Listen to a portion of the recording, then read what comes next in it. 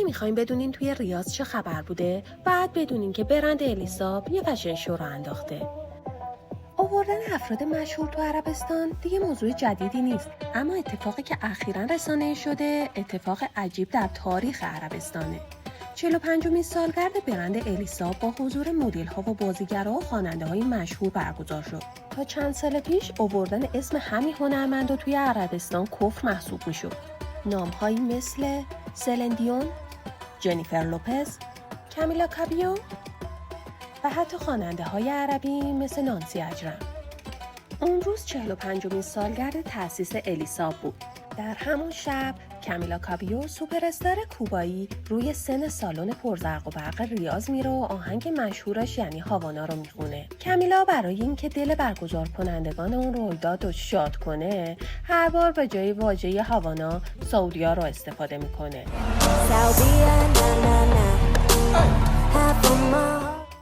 هر بارم که این کار رو تکرار میکنه، جمعیت 1000 نفری سالن منفجر میشن.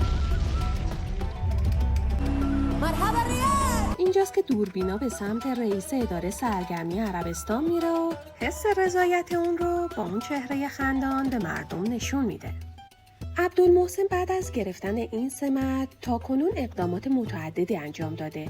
از برگزاری مسابقات قرآنی با جوایز میلیونی گرفته تا آوردن الیساب و سلن دیون به عربستان و برگزاری رویداد مد ریاض.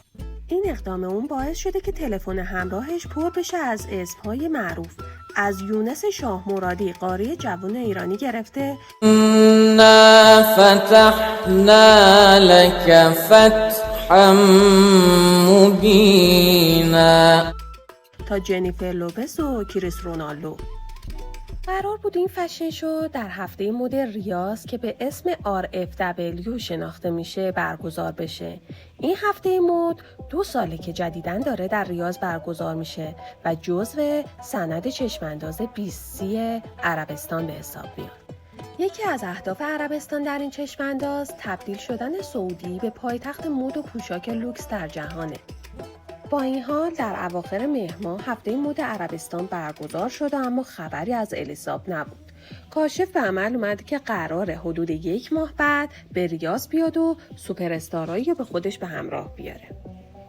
قرار بر این شد که MBC پوشش مراسم رو بر عهده بگیره و مجله مد ووگ به خصوص بخش عربی این مجله هم برای پوشش مراسم بسیج بشه و کارین رویتفیلد هم که از مؤسسان مجله مد سیاره به عنوان طراح مراسم انتخاب بشه. برنامه قرار بود در 2 بخش انجام بشه. اول حضور ستارگان بر روی فرش قرمز و بعد از آن کتواک و رونمایی از مدل‌های جدید و البته اجرای زنده خواننده‌ها روی سن بود.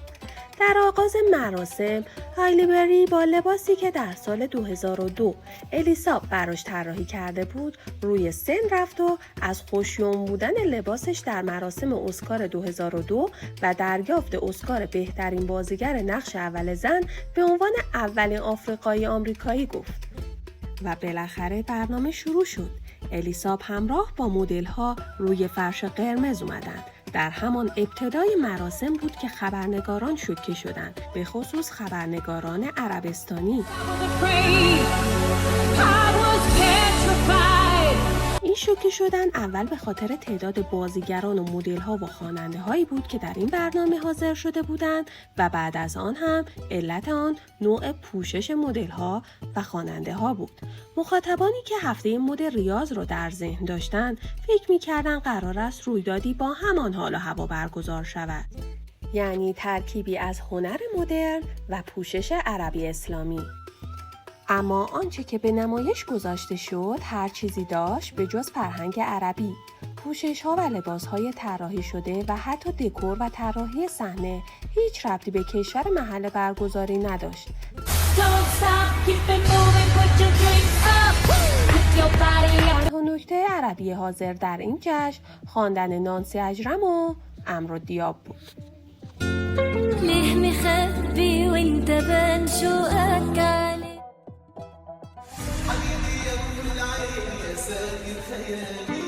سعودی ها در این مراسم حدود 300 لباس را معرفی کردند و تمام مدل های مشهور نشریات فرانسوی، انگلیسی، آمریکایی را دور هم جمع کردند. صف طولانی سوپر استارهای زن در رویداد الیساب به قدری طولانی بود که عملاً بازیگرانی چون مونیکا بلوچی تنها فرصت راه رفتن روی فرش قرمز را پیدا کردند و اثری از آنها روی سن مراسم نبود. به هر حال مراسم الیساب هم به اتمام رسید.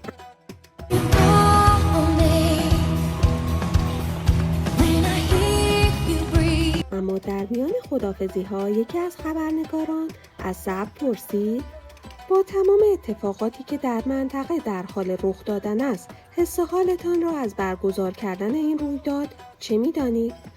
صبر که دست به سینه روبروی خبرنگار ایستاده بود، پاسخی داد که شاید عجیب و غریب به نظر برسه. صبر میگفت که ما در قلبمون برای لبنان دردی احساس می‌کنیم. میخواستم رویداد را عقب بیندازم ولی متاسفانه نشد. من در طول زندگیم از این اتفاقها زیاد دیدم. وقتی اولین رویداد برندم را برگزار می‌کردم سال 1982 بود که اسرائیل به لبنان حمله کرده بود. اینکه واقعا صبر می‌خواسته این رویداد رو عقب بندازه رو نمیشه راستی آزمایی کرد، اما اونچه که در رویداد اتفاق افتاده مشخصا رنگ و بوی از ناراحتی نداشت. ممنون از اینکه با من همراه بودین. امیدوارم که لایک فراموش نکرده باشین. کانال رو سابسکرایب کنین تا از بقیه ویدیوها جا نمونین.